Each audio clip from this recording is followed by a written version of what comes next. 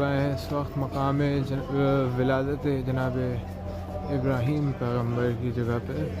یہ جگہ ایک کافی پہاڑی کے اوپر ہے. ابھی دیکھیے مولانا صاحب اس کے بارے میں کیا کیا بتاتے ہیں.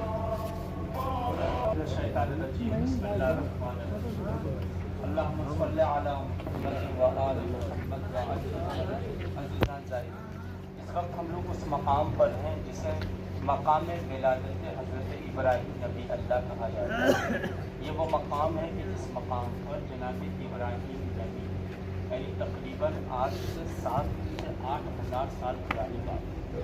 یعنی جناب آدم کے بارے میں اگر ہم غور کریں تو جناب آدم کا زمانہ 10 سے 12 ہزار سال پرانی بات ہے. اور جناب آدم جناب شیز کے نبی کچھ سالوں کے کچھ یعنی ہزار سال کے بعد جناب ابراہیم کی بات آتی ہے. یعنی جناب ابراہیم کہاں پہ پیدا ہوئے؟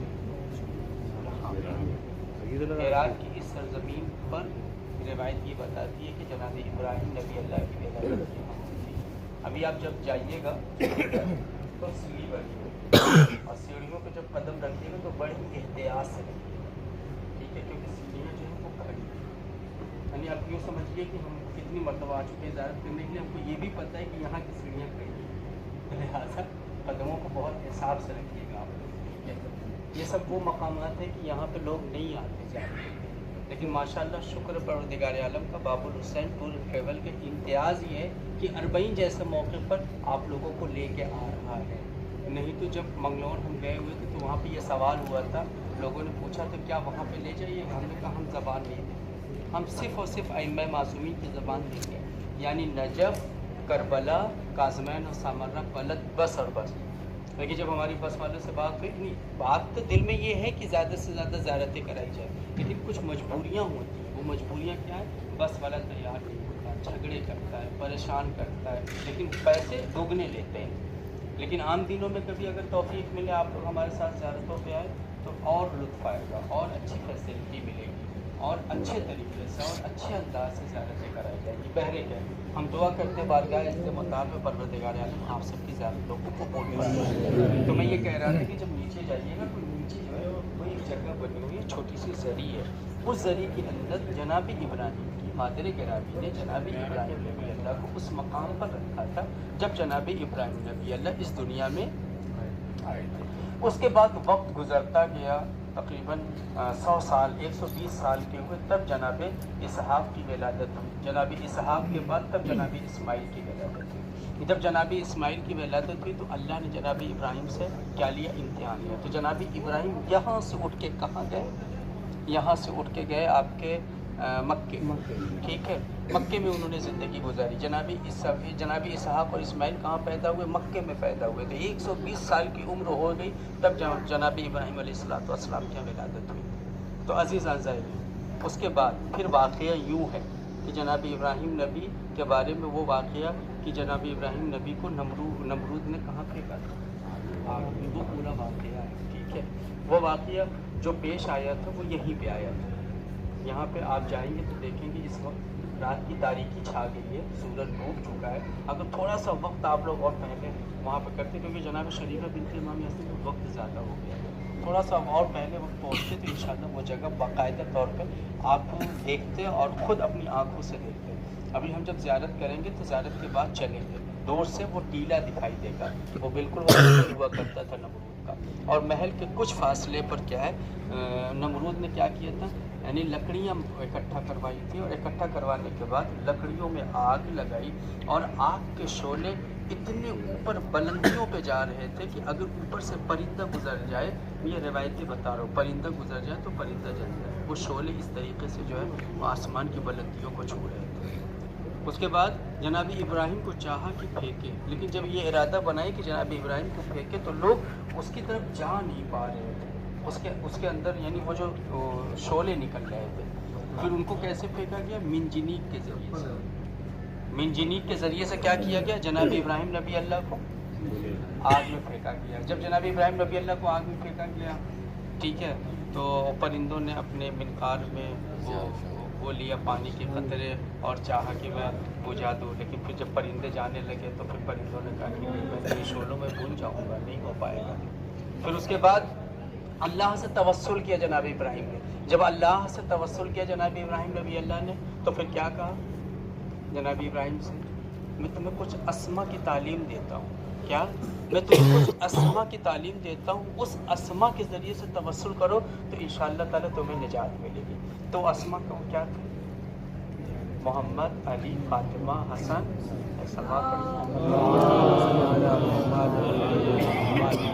ایک منٹ لے. جناب ابراہیم کو کیسے نجات ملی؟ اہل بیت علیہ السلام کے نام، یعنی پنجتن پاک کے. جناب آدم کا توبہ قبول ہوا، اللہ نے تعلیم دی. 70 سال تک روایتوں کا فکر ہے. مقام آدم جب ہم کوفے میں گئے تھے تو وہاں پہ مقام جناب آدم پہ جناب آدم نے 70 سال تک اس مقام پہ بیٹھ کے گریہ کیا تو یہ دعا کرے تو پالنے والے میرے گناہوں کو معاف کر دے.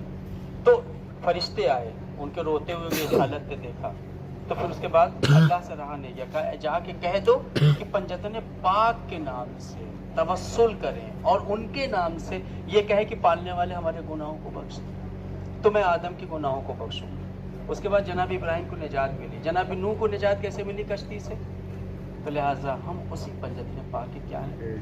ماننے والے چاہیے. اور علی کی ولایت ہمارے دلوں میں، علی کی محبت ہمارے دلوں میں. تو جب نبیوں کو نجات ملی اہل بیت کے صدقے میں، جب نبیوں کو نجات ملی اہل بیت کے محبت کے وسیلے سے، تو ہمارا تو آپ جب نبی جو معصوم ہے، اولو العزم نبی کو اللہ یہ تعلیم دے رہا ہے کہ آپ پنجتن پاک کے صدقے سے مانگو، ان کی توسل سے مانگو. پھر ہم تو گنہگار ہیں، خاطی ہیں اور ہم انہی کے چاہنے والے ہیں. قسم جو اہل بیت کی محبت دی ہے نا، اس میں معرفت عطا ہے.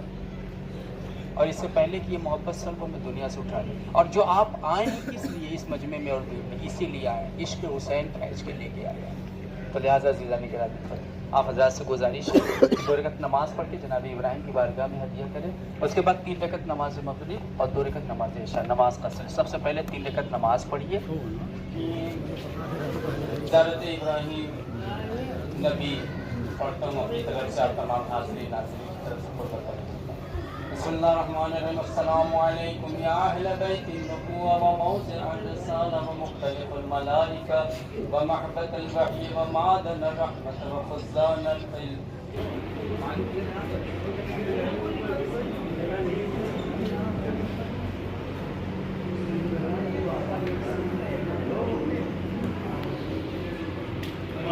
ادھر سے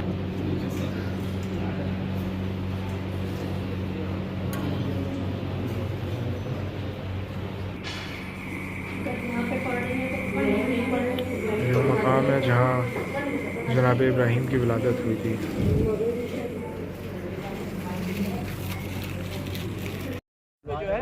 وہ جو آگ کو سلگایا تھا اور اس کے بعد آگ گلزار ہو گئی تھی جناب ابراہیم نے پی کے لیے. یہی وہ مقام ہے. نمرود کا ٹیلہ ہے.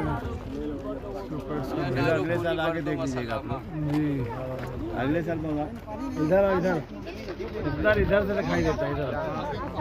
وہ ٹیلا وہ ٹیلا روشنی جو ہوئی نا، یہ ٹیلا سامنے یہ بات ہو رہی ہے. ٹیلے چلانے لگے چھوڑیے جائیے.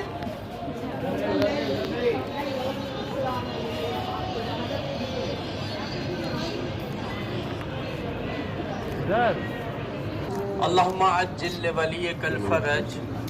اللہم ارزقنا زیارت الحسین فی الدنیا والآخرہ. اللہم ارزقنا شفاعت الحسین فی الدنیا والآخرہ. اللہ ہم سب کی زیارتوں کو بحق محمد والے محمد قبول فرمائے. اللہ ہم لوگوں کو آنا اپنی بارگاہ میں شرف قبولیت عنایت فرمائے. خدا بند متعال آپ لوگوں کی دعائیں، آپ لوگوں کی حاجت روائی فرمائے. اللہ آپ لوگوں کی منتوں اور سماجتوں کو اپنی بارگاہ میں قبول فرمائے. تو میں نے کہا تھا کہ جب بھی جہاں پہ بھی جس طریقے سے آپ زیارتوں پہ جائیں تو سب سے پہلے آپ اپنے والدین کی طرف سے سلام پیش کریں. اور جب نماز پڑھیں تو کسی بھی بارگاہ میں جائیں تو چاہے ہدیے کی نماز ہو، چاہے شکرانے کی نماز ہو، تو نیتوں میں اپنے والدین کا نام ضرور ہے. چاہے والدین زندہ ہوں، چاہے والدین دنیا سے جا چکے ہوں. کیونکہ اگر والدین نہ ہوتے، ان کی نیکیاں نہ ہوتی تو آج ہم یہاں جو کھڑے ہوئے ہیں اور اطراف کی زیارتوں پہ نکلے ہوئے نہیں ہوتے. پتہ نہیں انسان کیسے کیسے کن مشکلات سے زیارتوں پہ آتا ہے. جہاں پہ کھڑے ہیں اسے مقام حضرت ایوب نبی اللہ کہتے ہیں۔ جناب ایوب نبی اللہ کا سب مشہور ہے، مجھے پورا واقعہ نہیں بیان کرنا ہے۔ جناب ایوب نبی اللہ کا صبر مشہور ہے، اتنے صابر تھے جناب ایوب نبی اللہ کے، لوگ انہیں طنز کرتے تھے، لوگ انہیں برا بھلا کہتے تھے، حتیٰ کہ ان کو ایک بہت بڑی بیماری ہو گئی تھی، اس بیماری کی وجہ سے لوگ ان سے دور بھاگتے تھے، تو جناب ایوب نبی اللہ روتے تھے اس بیماری کی وجہ سے، اور خدا کی بارگاہ میں گڑ گڑا کے یہ کہتے تھے اے میرے اللہ تیرا نبی ایسا ہو گیا ہے کہ لوگ تیرے نبی سے بھاگتے ہیں، لوگ تیرے نبی کے پاس نہیں بیٹھتے، صبر کی انتہا ہو گئی میرے کریم خالق، میرے اللہ کچھ ایسا کر دے کہ ہم کو بیماری سے شفا مل جائے۔ تو پروردگار عالم نے جناب ابراہیم سے کہا کہ جہاں تم رہتے ہو وہیں پہ بغل میں ایک کنواں ہے، متوجہ ہے آپ؟ جہاں پہ آپ رہتے ہو وہیں بغل میں ایک کنواں ہے، اس کنویں کے پانی کو تمہارے لیے ہم شفا میں بدل دے رہے ہیں، اس پانی کو لو، خود استعمال کرو اور اس پانی کو اپنے زخموں پہ لگاؤ، ٹھیک ہے؟ ان کو ایک یعنی اسکن کی بیماری ہو گئی تھی، ان کو ایک ایسی اسکن کی بیماری ہے کہ اس اسکن کی بیماری کی وجہ سے لوگ ان کے قریب نہیں آتے تھے، تو کہتے تھے کہا اللہ نے کہ اس پانی کو اپنے جسم پہ لگا، اور ایک روایت، دوسری روایت یہ ہے کہ اے ایوب اس پانی کو ڈول سے نکالو، ڈول ہوتے تھے نا کنویں سے، اس پانی کو ڈول سے نکالو، نکال کے اس سے غسل کرو، اور غسل کر کے نماز پڑھو، اور میری بارگاہ میں اہل بیت کے نام سے توسل کرو، ان کے نام سے کیا کرو، دعا کرو، ہم تمہاری دعا قبول کریں گے، تمہیں شفا ملے گا۔ تو اس کنویں سے جناب ابراہیم، اس کنویں سے جناب ایوب نبی اللہ کو پروردگار عالم نے شفا دی۔ جہاں پہ جناب ایوب نبی کا صبر مشہور رہا، وہیں پہ کربلا کے میدان میں جناب ایوب نبی کا صبر پھیکا پڑ گیا۔ اگر آپ آمادہ ہوں تو دو فقرے پڑھنا چاہتا ہوں۔ جناب ایوب نبی کا صبر پھیکا پڑ گیا جب بغیر کسی مقدمے کے جب مولا امام حسین علیہ السلام بچوں کی طرح گھٹنوں کے بل بیٹھے، اور بیٹھنے کے بعد ڈھونڈ رہے ہیں میرا علی اکبر کہاں ہے، ڈھونڈ رہے میرا علی اکبر کہاں ہے، ڈھونڈتے ڈھونڈتے قریب پہنچے، قریب پہنچنے کے بعد کہا اے میرے لال تم دکھتے نہیں ہو، جانے جگر ہو کہاں، بابا تمہیں بلا رہا ہے، بابا تمہیں بلا رہا ہے، میری بینائی ختم ہو گئی، میری جان آواز دو، تم ہو کہاں۔ ایک مرتبہ قریب پہنچے، اور قریب پہنچنے کے بعد کہا میرے لال میں دیکھ رہا ہوں کہ تمہارا ایک ہاتھ سینے پہ ہے، کیا بات ہے؟ ایک جملہ کہا تڑپ کے، جوان بیٹا ہے نا، ضعیف باپ ہے نا، تڑپ کے ایک جملہ کہا اے بابا شقی نیزے کی انی میرے کلیجے میں توڑ دی، کلیجے میں پیوست کر کے چلا گیا۔ اور یہاں پہ ٹھہر کے ایک جملہ اور کہنا چاہتا ہوں، جب شقی نے، روایتوں کا فقرہ ہے، مقتل لکھتا ہے کہ جب شقی نے نیزہ مارا ہے، جب شقی نے نیزہ مارا ہے، اور نیزہ مارنے کے بعد کلیجے میں یہ چاہتا ہے کہ میں نیزے کو کھینچوں، تو وہ جو نیزہ کھینچنا چاہ رہا تھا تو نیزہ باہر نہیں آیا، نیزہ باہر نہیں آیا، تو ایک مرتبہ نیزے کو پکڑا اور پکڑ کے مروڑ دیا، تو نیزے کی جو انی تھی نا وہ پیوست در پیوست ہو گئی، پیوست در پیوست ہو گیا، جب مروڑ کے کھینچنا چاہا تو نیزے کی انی جو ہے وہ کلیجے پہ پیوست ہو گئی۔ ایک مرتبہ مولا امام حسین علیہ السلام نے اس ٹوٹے ہوئے نیزے کی انی کو پکڑا، نجب کا رخ کیا، بابا اے بابا ترے خیبر اکھاڑنا آسان ہے بابا، لیکن جوان بیٹے کے کلیجے میں نیزے کی انی کیسے کھینچوں بابا، بوڑھا باپ ہے، جوان بیٹا ہے، تڑپ رہا ہے، اے بابا میری مدد کرے، آزاد آڑو۔ یہ منظر پتہ ہے کون دیکھ رہا ہے؟ روایتوں کا فقرہ ہے کہ یہ منظر جناب ابراہیم نبی، جناب ایوب، جناب آدم، جناب نوح صفوں میں کھڑے ہوئے، صفوں میں کھڑے ہوئے اس منظر کو دیکھ رہے ہیں، بس سب رونے لگے، رو کے کہتے ہیں کہ میں یہ منظر نہیں دیکھ سکتا، میں یہ منظر نہیں دیکھ سکتا، چلو۔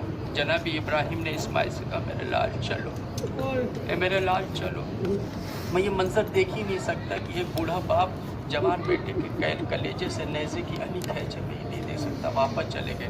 جناب ایوب نبی بھی صفوں میں کھڑے ہوئے دیکھ رہے تھے، اور کہہ رہے تھے کہ اے ایوب، خود سے کہہ رہے تھے ایوب چلو، میرا صبر بہت مشہور ہے، لیکن حسین کے صبر کے سامنے میرا صبر پھیکا پڑ گیا۔ چل تو واپس چلے گئے، سب واپس چلے گئے۔ اگر کوئی ہے تو صرف اور صرف حسین کی دکھیاری ماں، اور یہی کہہ رہی میرے لال شانوں کو پکڑ، میرے لال تم اکیلے نہیں ہو، میرے بچے تیری ماں ہے۔ اللہ آپ کے آنسوؤں کو قبول فرمائے، اللہ آپ کی زیارتوں کو قبول فرمائے۔ ایک جملہ، جہاں بھی جایا کرے نا زیارتوں پہ، میں اکثر ایک جملہ کہتا ہوں، کبھی بھی کسی بھی زیارت کو ہلکا نہ سمجھا کرے۔ انسان جاتا ہے نا، تھوڑے سے 1 ہی منٹ سے 2 ہی منٹ سے تھوڑا توسل کیا۔ ہمارے یہاں ایک عقیدہ یہ ہو گیا کہ جب تک ہم زری کو نہیں چومیں گے دعا نہیں ہوگی۔ نہیں عزیزان، نہیں میری مائیں ہوتا ہے، ہمیشہ نہ اہل بیت کے نام سے 12 امام کے نام سے توسل کیا کرے اور گفتگو کیا کرے، 2 منٹ کھڑے ہو کے گفتگو کیا کرے۔ میں معذرت چاہتا ہوں، میں یہ جملہ کہنا چاہتا ہوں، فوٹو ہی وغیرہ کھینچنے میں ہمارا وقت نکل جاتا ہے۔ بخدا مجھے معاف کرنا جوانوں، ہم فوٹو کھینچنے نہیں آئے، ہم فوٹو کھینچنے ہی میں اپنا وقت گزار دیتے ہیں، کبھی سیلفی لینے میں اپنا وقت گزار دیتے ہیں۔ اگر یہی جو 2 3 منٹ 4 منٹ 5 منٹ میرے جوانوں مجھے معاف کرنا جو فوٹو کھینچنے میں وقت گزرتا ہے نا، اگر یہی ایوب نبی اللہ ہے، ان کے ذریعے مطہر سے چپک جاؤ، لپٹ کے اور کہو اے ایوب نبی اللہ، آپ اللہ کے قریب بہت پسندیدہ نبی ہیں، آپ کا صبر بہت مشہور ہے۔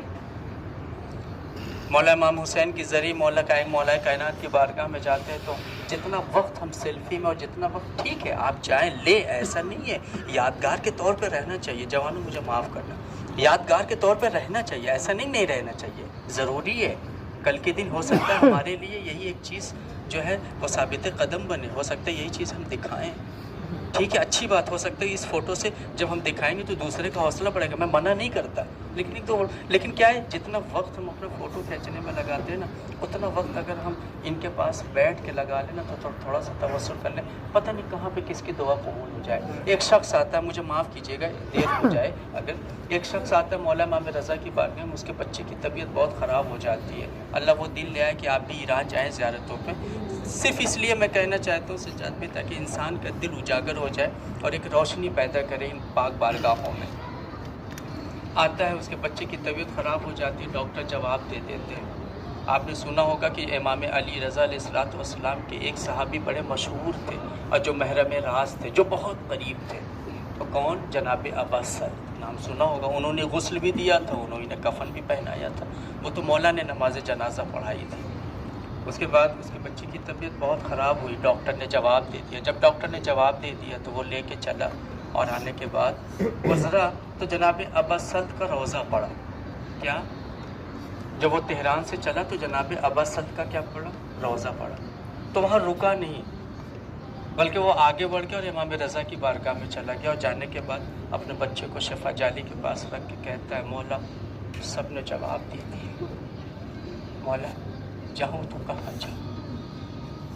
اے امام رضا، اے قریب ابن قریب، اے امام رو، کہاں جاؤں مولا؟ مولا کس کے پاس جاؤں؟ مولا کس کے پاس جاؤں؟ کہاں جاؤں؟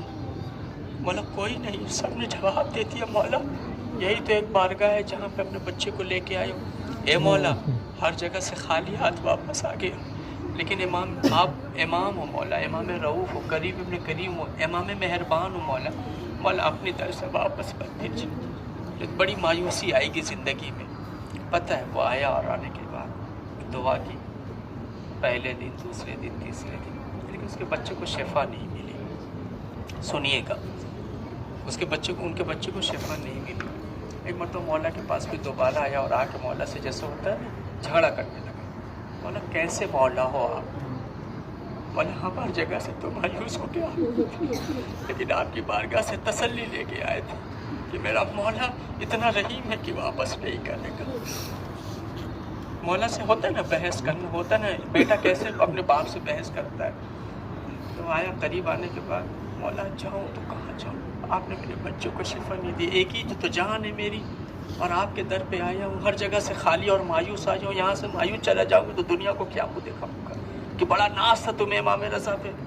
تو عزیزان گرامی قدر، اس کے بعد مولا خواب میں آیا، اور خواب میں آنے کے بعد کہا مجھے تکلیف ہے، میں تو چاہتا ہوں کہ تمہارے بچے کو شفا دو، لیکن مجھے تکلیف ہے۔ کہا کس بات کی تکلیف ہے؟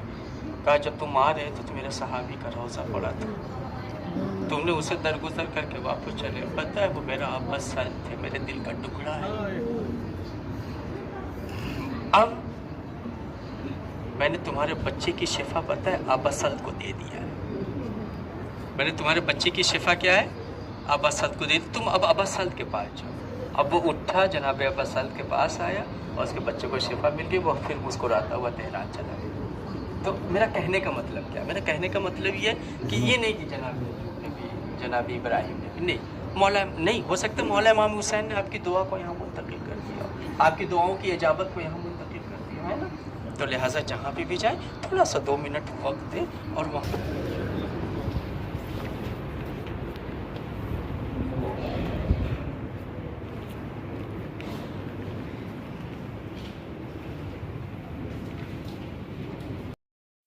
तो नाज़रीन काफ़ी वक्त गुजर गया आज हम लोगों को ज़ियारतें करते हुए, और अभी हम लोगों ने आपको जनाब अय्यूब पैगम्बर अलैहिस्सलाम की क़ब्र की ज़ियारत कराई। अंदर असल क़ब्र है जिसकी हमने ज़ियारत कराई आपको।